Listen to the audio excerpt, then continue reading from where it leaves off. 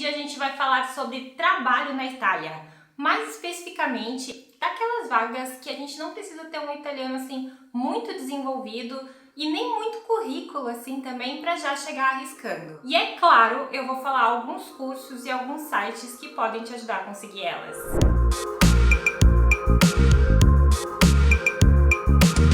Mas antes da gente começar a falar das vagas em si, eu preciso fazer aqui um disclaimer meio óbvio, mas que talvez para algumas pessoas não seja assim tão óbvio. Só inglês na Itália não basta, velho. Quanto melhor o teu nível de italiano, quanto mais desenvolvido o teu italiano, mais fácil vai ser para te conseguir qualquer vaga de trabalho, seja essas, sejam qualquer outras. E sim, aqui a gente vai falar de vagas de trabalho que exigem um italiano básico mesmo, tá? Mas ao mesmo tempo, quanto melhor o teu italiano, mais fácil vai ser tu conseguir qualquer vaga de emprego na Itália. Qualquer.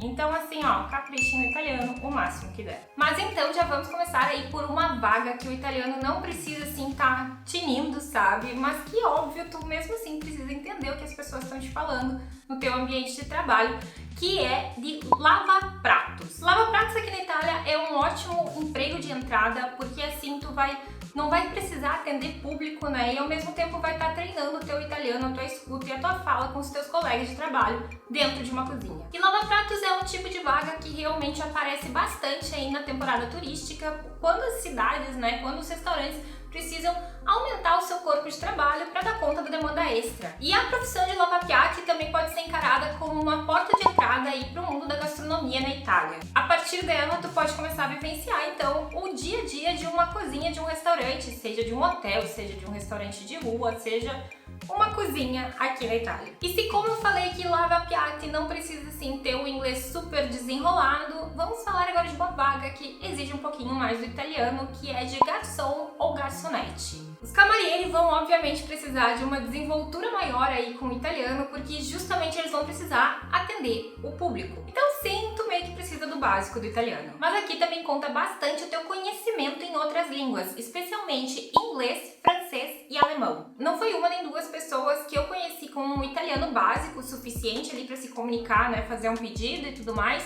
mas com um inglês ótimo que conseguiram uma vaga, porque aqui na Itália não é todo mundo que fala inglês e não são todos os restaurantes que tem à disposição, né, uma pessoa que possa atender em inglês. Mas ao mesmo tempo, nas cidades mais turísticas, especialmente nos restaurantes assim mais organizadinhos, não é incomum tu ver uma garçonete, um garçom falando com uma pessoa em italiano, madrelíngua italiana, né? Daí falando com outra pessoa em inglês, com outra pessoa em francês e com outra pessoa em alemão. Então assim, ó, dependendo da cidade, dependendo do restaurante, a concorrência vai ficar mais séria assim. Mas no geral é possível conseguir uma vaga de camariere com o italiano básico e com um inglês legal. Aqui em Lucca mesmo, que não é nenhuma Firenze da vida, dependendo do restaurante a gente consegue sim até às vezes pessoas que falam português e espanhol. Então realmente depende da cidade e do tipo de restaurante ali, a concorrência vai ser mais elevada ou não, entendem? Mas vamos falar então do terceiro tipo de vaga que é possível numa chegada aqui na Itália, que é o ajudante de cozinheiro.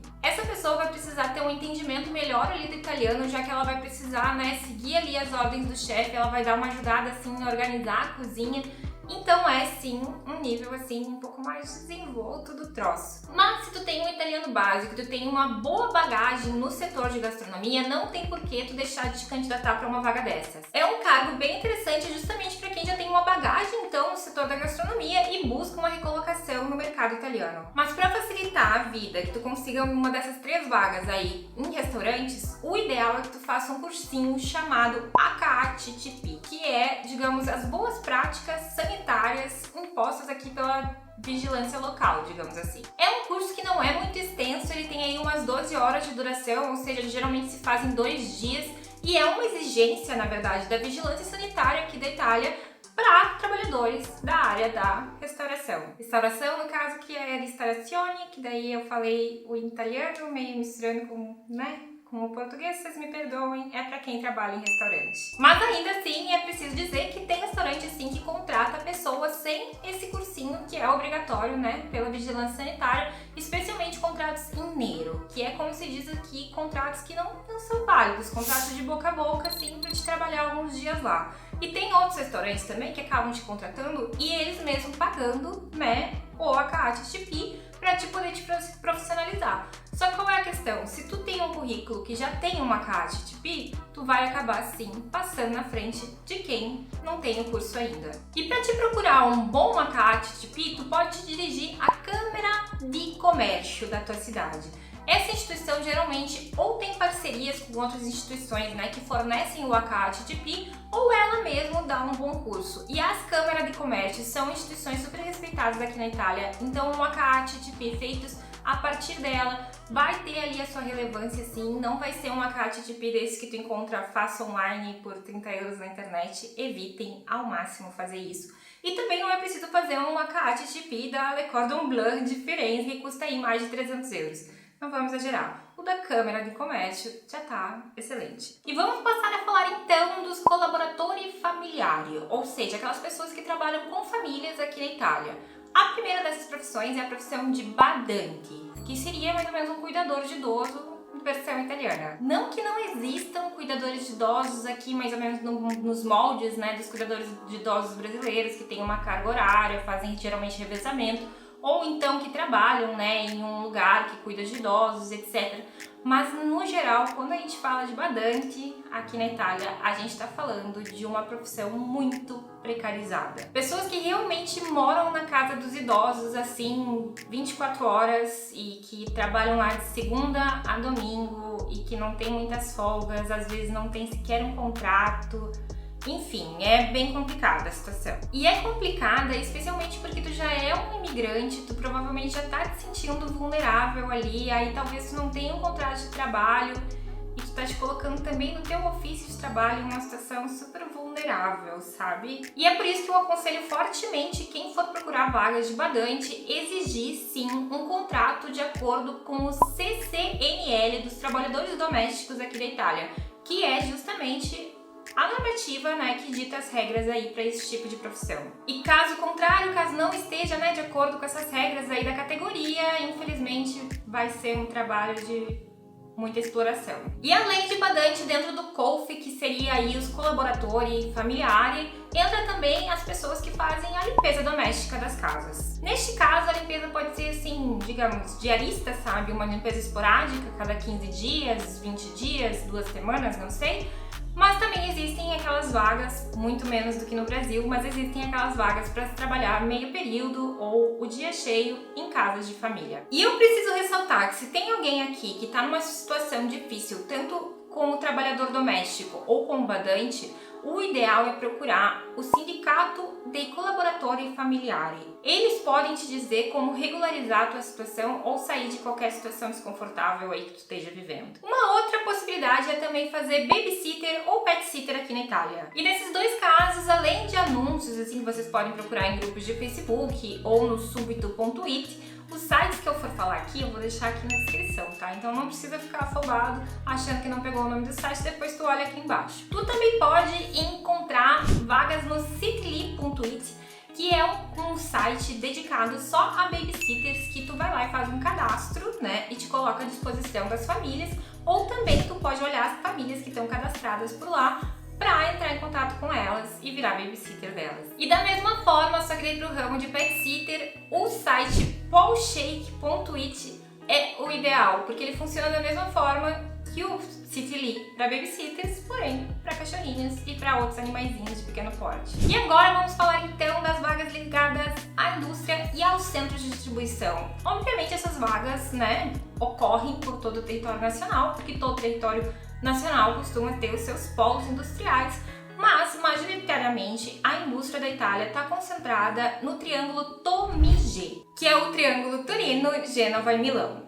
Nessa região ocorre a maior concentração de fábricas, mas não quer dizer que por outros lugares não tenha. A Emília-Romanha, por exemplo, é bem cheinha também de oportunidades ligadas à indústria. Mas vamos às vagas então. Na indústria você pode trabalhar como pessoal de armazém. Os magaziniers são aí os responsáveis então pela organização, né, das mercadorias, dos produtos dentro dos armazéns. Então assim, nem que exija assim um pouquinho mais do teu italiano, mas também não é nada assim, ó, de outro mundo, tu consegue te virar no italiano e consegue uma vaga dessas. E para aumentar as tuas chances de tu conseguir um emprego em um armazém, é interessante que tu faça a patente de carrello elevatore, também chamado de muleto. é essa coisinha que tá aparecendo aqui na tela, né? A gente chama de empilhadeira no Brasil. Porque aí tu vai ter um a mais no teu currículo, entendeu? Além de fazer a organização assim das caixas e coisa e tal, né, no armazém a pé, digamos, tu também vai poder fazer com o Carella Elevatore, então, né, um a mais. E com a patente de Carella Elevatore, tu vai também poder se candidatar a vagas de carelista mesmo, que também, né, tipo aquela pessoa que fica carregando